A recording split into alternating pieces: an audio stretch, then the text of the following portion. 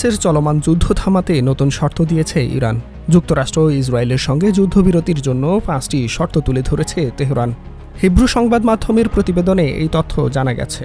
ফেব্রুয়ারির শেষ দিক থেকে চলমান এই সংঘাত এখনও থামার কোনো স্পষ্ট ইঙ্গিত নেই। এর মধ্যেই শুরু হয়েছে পরোক্ষ আলোচনা। এই আলোচনার অংশ হিসেবেই ইরান শর্ত দিয়েছে তাদের।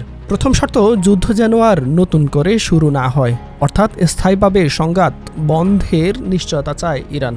দ্বিতীয় শর্ত, হরমুজ প্রণালীর নিয়ন্ত্রণ। ইরান চায় এই গুরুত্বপূর্ণ জলপথে তাদের প্রভাব বা নিয়ন্ত্রণ নিশ্চিত করতে। তৃতীয় শর্ত, মধ্যপ্রাচ্যে থাকা মার্কিন ঘাঁটি বন্ধ করতে হবে। চতুর্থ শর্ত, যুদ্ধের ক্ষয়ক্ষতির জন্য আর্থিক ক্ষতিপূরণ।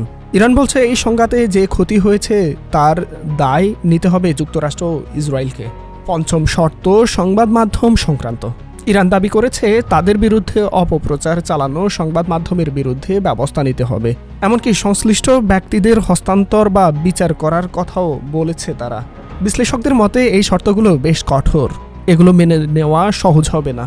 এদিকে মার্কিন প্রেসিডেন্ট ডোনাল্ড ট্রাম্প বলেছেন ইরানের সঙ্গে আলোচনা চলছে। তার দাবি, ইরান এবার বিষয়টি গুরুত্ব দিয়ে দেখছে, তবে এখনও চূড়ান্ত কোনো সমাধান হয়নি।